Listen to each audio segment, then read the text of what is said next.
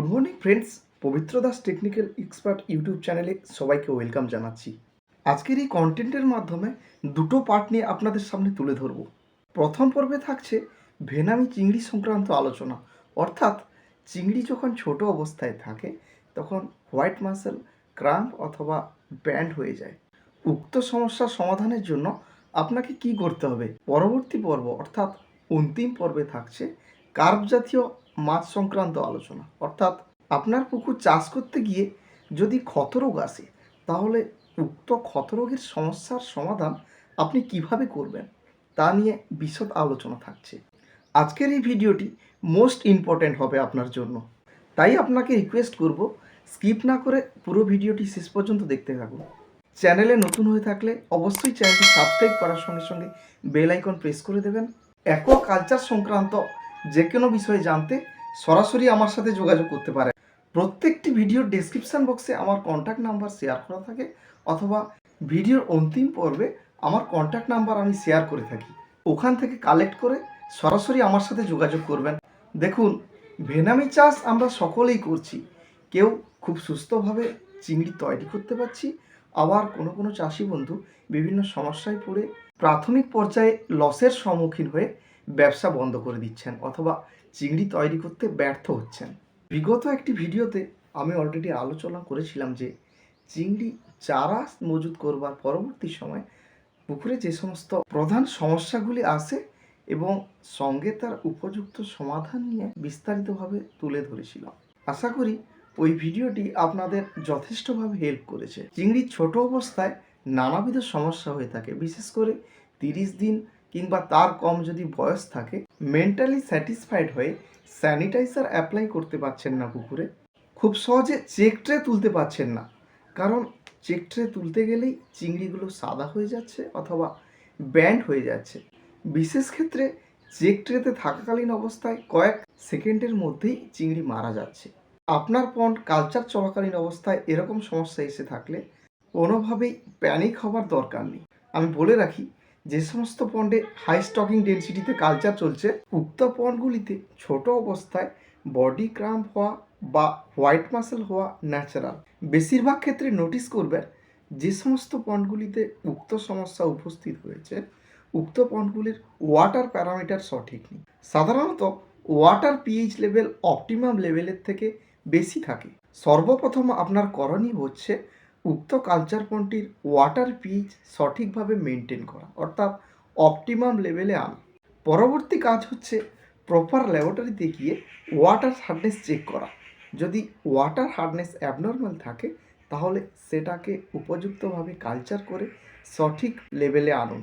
চেষ্টা করবেন রোদের সময়টা এড়িয়ে চেক ট্রে অবজার্ভ করার, কারণ উক্ত সময়ে উপরি স্তরে অর্থাৎ পুকুরের জলের উচ্চ স্তরে টেম্পারেচার অত্যাধিক থাকে। এই অত্যাধিক তাপমানের কারণে মাছ ব্যান্ড হওয়া বা ক্রাম্প ধারণ করা ভীষণ স্বাভাবিক ব্যাপার। যে সমস্ত পন্ডের ওয়াটার কালার ব্রাউন অর্থাৎ বাদামি রং থাকবে, উক্ত পন্ডগুলিতে এরকম সমস্যা আসার চান্স বেশি থাকবে। হোয়াইট মাসেল কাটাবার জন্য সঠিক পরিমাণে মিনারেলস ব্যবহার করুন। ভেনামি চাষ করতে যে সমস্ত মিনারেলস মেজর হিসাবে কাজ করে থাকে সেগুলি হচ্ছে পটাশিয়াম, ম্যাগনেসিয়াম, ক্যালসিয়াম এবং সোডিয়াম। উক্ত মিনারেলসগুলি যদি সঠিক পরিমাণ রেশিওতে না থাকে পুকুরে, সেক্ষেত্রে চিংড়ির মল্টিং করতে অসুবিধা হতে পারে, যার ফলে হোয়াইট মাসেল, বডি ক্রাম্প অথবা ব্যান্ড হওয়া, চিংড়ি স্কিন খসখসে প্রকৃতির হতে পারে। উক্ত সমস্যাগুলি সাধারণত চারার ছোট অবস্থা থেকে 10 গ্রাম এবিডব্লিউ পর্যন্ত হয়ে থাকে। এর পরবর্তী সময় এমনিতেই চিংড়ির ইমিউনিটি পাওয়ার তৈরি হয়ে যায়, যার ফলস্বরূপ এই সমস্যাগুলি আর পরিলক্ষিত হয় না। এই সমস্যা থেকে রক্ষা পাওয়ার জন্য ক্লোরাইড গ্রুপের বিভিন্ন মেজর মিনারেলস প্রয়োগ করবেন সঠিক মাত্রায়। বিশেষ করে যে সমস্ত মিনারেলস ব্যাগের মধ্যে সোডিয়াম, পটাশিয়াম, ক্যালসিয়াম এবং ম্যাগনেসিয়াম যথেষ্ট সঠিকভাবে রেশিওতে রয়েছে, উক্ত মিনারেলস ব্যবহার করা বাঞ্ছনীয়। মিনারেলসের সঙ্গে সঙ্গে ওয়াটার প্যারামিটার সঠিক রাখবার জন্য উচ্চ ক্ষমতা সম্পন্ন ওয়াটার প্রোবায়োটিকের ব্যবহার করবেন, যার মধ্যে ব্যাসিলাস স্ট্রেংথ অর্থাৎ বেনিফিশিয়াল ব্যাকটেরিয়া থাকবে 10 to 12 বিলিয়ন CFU পার গ্রাম। এইভাবে ট্রিটমেন্ট করার পরবর্তী সময় যদি আপনার পুকুরে হোয়াইট মাসেল বা বডি ক্রাম্প সমস্যার সমাধান না হয়ে থাকে, সেক্ষেত্রে ফিডের সঙ্গে সপ্তাহে অন্তত 4 দিন লিকুইড মিনারেলস অ্যাপ্লাই করতে পারেন। ভেনামি চিংড়ি কালচার সংক্রান্ত যে কোনো সমস্যার প্রয়োজনে সরাসরি আমার সাথে যোগাযোগ করতে পারেন।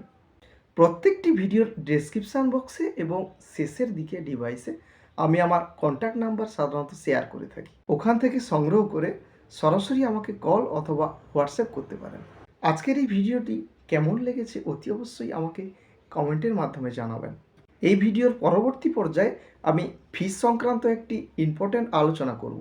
আপনার কার্প জাতীয় মাছে কেন ঘা বা ক্ষত রোগের সৃষ্টি হয়ে থাকে এবং তার উপযুক্ত পরিমাণে প্রতিকার ব্যবস্থা নিয়ে বিশদ আলোচনা থাকছে। প্রিয় চাষি বন্ধু, তাই আপনাকে আমি রিকোয়েস্ট করব ভিডিওটি স্কিপ না করে শেষ পর্যন্ত দেখতে থাকুন। Very very good morning friends, আশা করি আপনারা সবাই প্রত্যেকেই খুব ভালো আছেন। ইউটিউব চ্যানেলের সম্পূর্ণ একটি নতুন ভিডিওতে সবাইকে ওয়েলকাম জানাচ্ছি। আমি পবিত্র দাস। আজকের এই ভিডিওটি যে সমস্ত বন্ধুগণ কার্প জাতীয় মাছের চাষ করছেন তাদের জন্য খুবই ইম্পর্ট্যান্ট হতে চলেছে।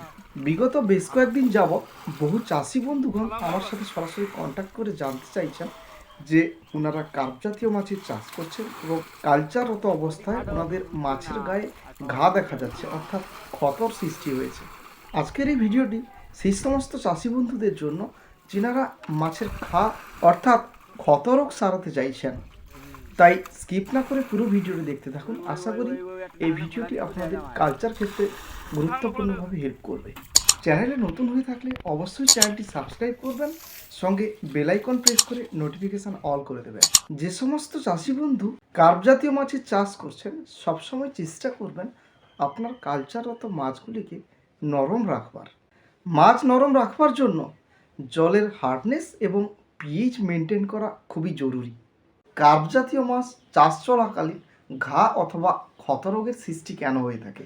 এই ক্ষতরোগ হচ্ছে এক প্রকার ব্যাকটেরিয়াল ইনফেকশন। অ্যাকানোমাইসিস নামক এক প্রকার এনিমি ব্যাকটেরিয়ার আক্রমণে সাধারণত কালচার পুকুর এই রোগে আক্রান্ত হয়ে থাকে। এই রোগের প্রধান লক্ষণ হচ্ছে মাছের শরীরে নানা জায়গায় লাল দাগ দেখা যাবে, যা প্রথম অবস্থায় আকৃতিতে ছোট থাকবে, পরবর্তী অবস্থায় বড় হতে থাকবে, যা ক্ষততে রূপান্তরিত হবে। এই রোগের ফাইনাল ডেস্টিনেশন হচ্ছে লেজ ফুলকা এবং পাখনা পচে যাবে। এই রোগের সায়েন্টিফিক নাম হচ্ছে ইপিজুটিক আলসারেটিভ সিনড্রোম, যা সংক্ষেপে আলসারেটিভ সিনড্রোম নামেও পরিচিত। পন্ড এই রোগে আক্রান্ত হলে সঙ্গে সঙ্গে এফেক্টেড হয় না, অর্থাৎ অধিক সংখ্যায় মাছ তাৎক্ষণিক হারে মরে যাবে না।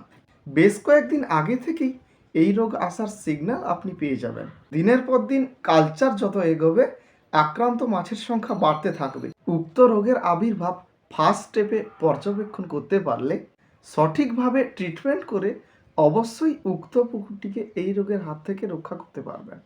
পন্ড প্যারামিটার সঠিক না থাকা, অর্থাৎ ওয়াটার পিএইচ অপটিমাম লেভেলে না থাকা, অ্যামোনিয়া নাইট্রেট জাতীয় ক্ষতিকর টক্সিক গ্যাসের উপস্থিতি, পন্ড বটম লেভেল নষ্ট হওয়া।